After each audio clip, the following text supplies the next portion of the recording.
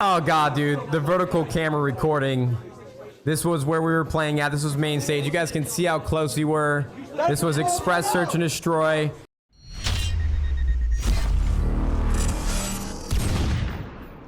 YouTube, how the fuck you doing? Hey guys, Nadeshot, and today we are going to be reliving one of the most embarrassing moments of my competitive Call of Duty history. I've been competing for about 6 years, and this was just one of those days that I wish I could forget for the rest of my life. So I figured, why not show it to hundreds of thousands of people and get a good laugh out of it? Let me take you guys back to a time where everybody was losing their minds over Black Ops 2. This game was just phenomenal at the release, and everybody was looking forward to the future of competitive Call of Duty. And this was at a time where we were really growing on Twitch as a community. There was more people watching, there was more people playing the game, and the hype of Call of Duty was probably at an all-time high. You know, Call of Duty 4 and Modern Warfare 2 were huge in terms of just like hype over the Call of Duty franchise, but Black Ops 2 had like this strong push from League play with competitive Call of Duty. There were more people watching streams, like I said, so it was just like, it was, what a time to be alive, really, for Black Ops and just Call of Duty in general. And for me, this was a moment in history because I did something that was more selfish for myself, and it was at a point in time in my career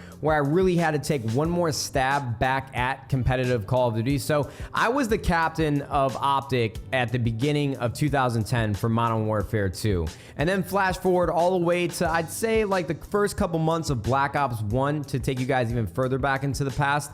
It was Rambo, Merc, Big Timer, and myself. So all three of them decided that they wanted to drop me, and they picked up a couple players. Like, I know they had JCap and Proofy and Scump all on the roster at one point in time or another, but I went to go on to do YouTube full time. You know, I wasn't playing at all, and there were a couple stints like on Black Ops 1 and Modern Warfare 3 where I was playing for different teams. At some point in time in Black Ops 1, I was on Team Envious, and then I had Optic Nation for Modern Warfare 3. There were just a lot of things happening. I was bouncing all over, and then I just knew it was at a point in time where I had to get back on the competitive team. Like, I wanted to be on the squad that everybody was watching, that all the eyes were on, and Optic at the time was having huge success on Modern Warfare 3. I don't think they lost a tournament, but like I said, I wanted to get back on that roster because that's where I thought I belonged. So I explained to Scump that we could be better. I considered myself to be a better player than Rambo at the time.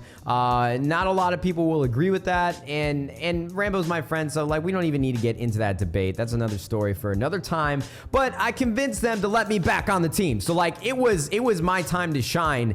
I had all this pressure on my shoulders because nobody really agreed with the roster move. They did not want to see Rambo off the team, but for me, like, this was me trying to come into my own. And this is right when Black Ops 2 came out, and we had our first tournament, UMG Chicago. This was the first event that any pro team would play at on Black Ops 2, so all eyes were here. This was a chance for Black Ops to be this widely successful competitive title for Call of Duty. This was my chance to prove to everybody that I could be better on Optic with this roster, and it was like a chance to prove myself, like, as a player, as a man, and I had to put it all out on the line. So the event kicks off, and everybody is watching UMG Chicago. You know, all of these teams have switched up, and everyone's trying to figure out who's going to end up on top by the end of the weekend, and we were having such success throughout the entire bracket. You know, there wasn't really any matches that were too tough for us, so for me, like, my confidence was at an all-time high. I was so excited,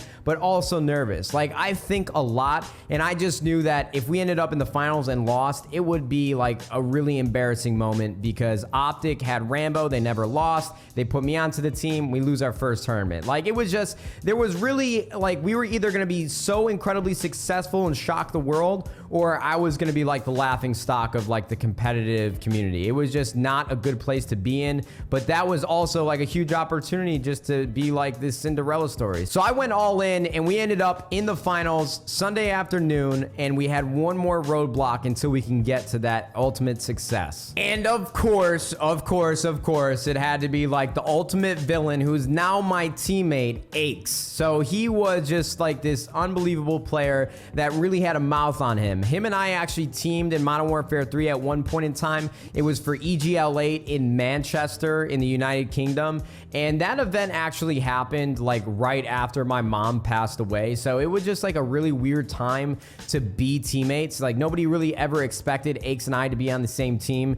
And we ended up losing to Optic at that event. And like when everything was said and done, I thought I played really, really well. But like Aches went on to tell everybody that it was my and John's fault. Like the two teammates, it was Aches, TP, John, and myself. He said that it was mine and John's fault. So like right there and then, you know, like going into the finals, like we had that rivalry. And even going back even further, Aches and I had always been like friends, and then we'd be like straight enemy, just talking shit to each other like 24/7. We also teamed at some point in time another in COD 4, but it was just like really, really bad blood. And let me say this, there's always gonna be two sides to each story. I don't care about it now. I don't think Aches does either, especially now because we're friends and he's playing under 100 Thieves, but he was just talking so much shit before this match even started. Like we're sitting on main stage and this dude is just doing what he does best, and he's trying to get into everybody's head. And I was just so focused on winning the match that I really wasn't, you know, getting in on it. But he was just laying into us. Like we're sitting only like 2 feet away on like metal unfoldable chairs. Like it was like a really like janky setup. We didn't have like soundproof booths like we did back in the day. So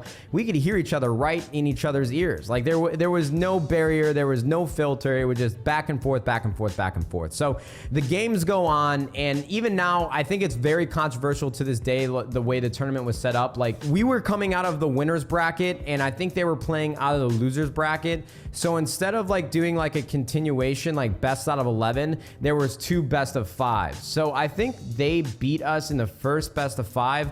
So going into the second best of 5, they should have had already won the match. Like I think in total they won more maps in the best of 11 series if it were to be something like that. But since it was like a best of 5, and after we lost the first series there was a fresh start of a new best of 5, I think that's where the controversy was. And that was just like the general synopsis of the finals. But obviously, like I said, there were like bathroom breaks to where someone would get off the stage and Aches would still be going chirping back and forth, and I was getting more upset and more angry and more angry. And like just the intensity in the room of this actual series, it was just insane, dude. It was electric. So our backs were against the wall this entire series. We had this crazy like hijacked hardpoint comeback where Big Timer had like the automatic foul and just put in work. Like we never, like honestly, we never were supposed to win this series, and we just had like these crazy plays that kept us in it the entire time. And you guys got to remember that everybody wanted Rambo back on the team. Nobody wanted us to win with me on the team. There was just shit talk going on back and forth. Like it was just so intense,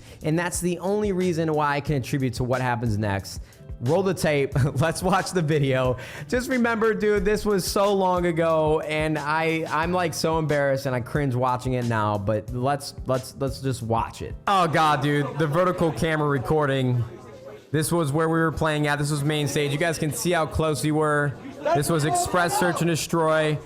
And I'm gonna pause it because I remember this video so vividly. Like, it's just awful. So first of all, let's talk about this.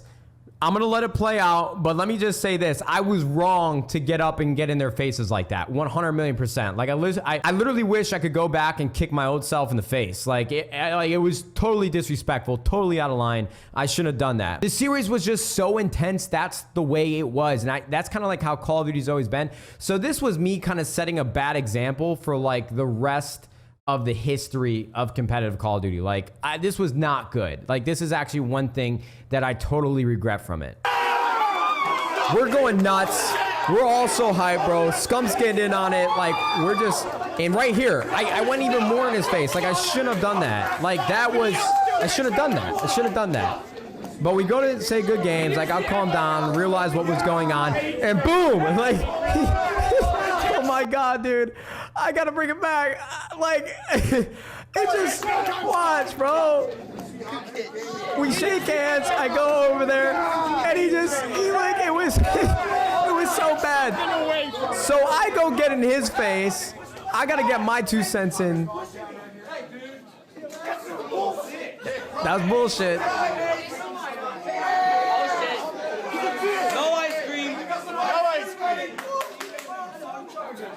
Oh, Oh, bro. So I was so mad, dude. Like, I blacked out with rage. And like, if you guys weren't living in the moment, this is going to seem so cringy. Like, I get it. I cringe just going back and watching it, bro, because like I totally overreacted. But you just need to understand the time and place. And the reason why I preface this video so much is that you guys can understand why it got to the point that it got to. Like, why like the boiling point was reached and everything just exploded. He pushed me.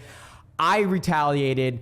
And for me, like, a lot of people always ask me why I didn't hit him back. And one of the reasons, like, one, it would have been stupid for me to hit him back, like, over something like a Call of Duty match and a Call of Duty tournament. Two, I was still waiting to sign my Red Bull contract, which I had been waiting for like a year prior to that. So I didn't want to like risk, losing like a potential sponsor. And it's good that I didn't, because that definitely probably would have been a red flag. I never would have signed the contract. So we ended up winning the tournament, man. Twitter exploded. We were trending on Twitter. This was at a time where all eyes were on competitive Call of Duty because people really wanted to see if Black Ops 2 was going to live up to the hype. I think we had like 100,000 viewers. We like shattered all records in terms of viewership at this event. And it was just like the champagne popping to the beginning of competitive Call of Duty having the rise that it did and having all the stream viewers that we had later on in the season while streaming just at the Optic House. So like this was the beginning of it all. And honestly, and to this day, like I will stand by this so passionately. I think we need to attribute a lot of the success to competitive Call of Duty and Black Ops 2 to Aches. Literally the entirety of this season was like the WWE. You had Optic where everybody wanted us to see us win. And then you had Aches who was like the perfect villain who did not give a shit about what anybody thought and was just there to show up and win tournaments. Him, Crim6, Clayster was on that team, and TP.